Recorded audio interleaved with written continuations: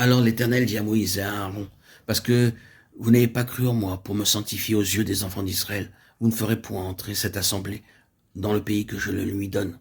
Nombre 20-12. Que signifient ces paroles? Tu ne m'as pas sanctifié. Cela veut dire tu m'as mélangé. Sanctifier Dieu signifie le mettre à part, mettre en évidence le caractère de Dieu. Si Moïse s'était emporté 10 fois, les gens auraient seulement pu dire qu'il avait un tempérament vif, mais son manque de contrôle cette seule fois affecta Dieu lui-même. C'est comme si Dieu disait « Tu m'as associé dans ce que tu as fait. Tu ne m'as pas sanctifié, tu ne m'as pas honoré comme il se doit. » Alors que Moïse s'emportait, Dieu agissait en même temps. C'est la difficulté de cet incident. L'eau jaillit abondamment après que le rocher fut frappé. Le peuple pouvait de la sorte se trouver dans la confusion dans cette situation. Moïse, en définitive, associait Dieu à ce terrible désordre. En définitive, les Israélites auraient pu penser que le Seigneur était un Dieu qui, comme Moïse, ne se maîtrisait pas. Ainsi, Dieu fut impliqué par Moïse. Si la colère de Moïse avait simplement donné l'impression qu'il était un homme avec un mauvais caractère, l'attitude du Seigneur à son égard n'aurait pas été aussi sévère.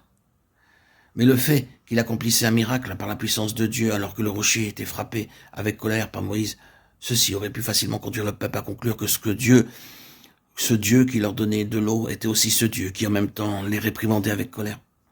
Moïse avait si étroitement impliqué le Seigneur dans sa propre colère qu'il avait négligé de sanctifier Dieu aux yeux du peuple. C'est cela, pécher contre le caractère de Dieu et le témoignage de Dieu. Les conséquences de cette attitude étaient trop graves pour être oubliées. C'est pourquoi il ne fut pas permis à Moïse d'entrer en Canaan. Nous ne pourrons jamais oublier la main d'Ouza en relation avec le péché contre le témoignage. Souvenons-nous comme Ouza fut frappé à mort près du char. Il avait étendu sa main pour retenir l'arche. 2 Samuel 6, 1, 7. Dieu s'était vraiment défendu lui-même en cette occasion. Nous disons souvent qu'Ouza fut frappé parce qu'il étendit une main charnelle pour retenir l'arche. Bien que cela soit vrai, l'explication et la leçon qui se dégagent de cet incident ne sont pas encore assez claires et profondes. Nous devons nous rappeler que l'arche était l'arche du témoignage. Avant que David ne soit établi roi, l'arche avait été prise par les Philistins. En ce temps-là, il n'y avait pas d'Ouza pour veiller sur elle. Cependant, elle fut capable de se défendre elle-même. Car souvenons-nous que quand quelques lieues de Philistie où elle fut transportée, l'arche ne chancela pas une seule fois, et cela bien que ni Ouza ou un autre Israélite n'en ait pris soin. Les Philistins ne purent rien tenter à l'égard de l'arche. Maintenant, l'arche était de retour parmi le peuple de Dieu. Avait-elle besoin d'un homme pour la soutenir? C'est sous cet angle que nous devons voir le péché d'Ouza. L'arche, qui avait su se défendre elle-même au milieu de ses ennemis, devait-elle maintenant avoir besoin parmi le peuple de Dieu des soins d'un homme? Dieu, souvenez-vous-en, avait toujours voulu que l'arche soit portée par les Lévites.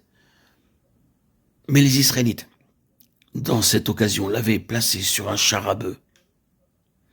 Si toutefois elle tombait, cela était l'affaire du Seigneur. Une main d'homme étendue, quel qu'il soit, portait préjudice au témoignage de Dieu. C'est pourquoi Dieu ne laissa pas Ouza impuni. Oh, apprenons cette leçon devant le Seigneur. Il y a de nombreuses choses que nous devons laisser à Dieu le soin de régler. Ceux qui ne le connaissent pas assez profondément essaient souvent de lui venir en aide. Lorsque nous nous arrêtons pour considérer la fin de toutes ces personnes dans le passé, nous remarquons un grand principe. C'est que nous ne pouvons pas nous permettre de pécher contre le témoignage du Seigneur. Lorsque quelqu'un pêche contre le caractère de Dieu, l'autorité de Dieu, les voies de Dieu, le plan de Dieu ou le témoignage de Dieu, il sera châtié par Dieu, car il n'est jamais négligent à l'égard de son témoignage. Il démontrera toujours qu'il est le Saint, le puissant, le vivant.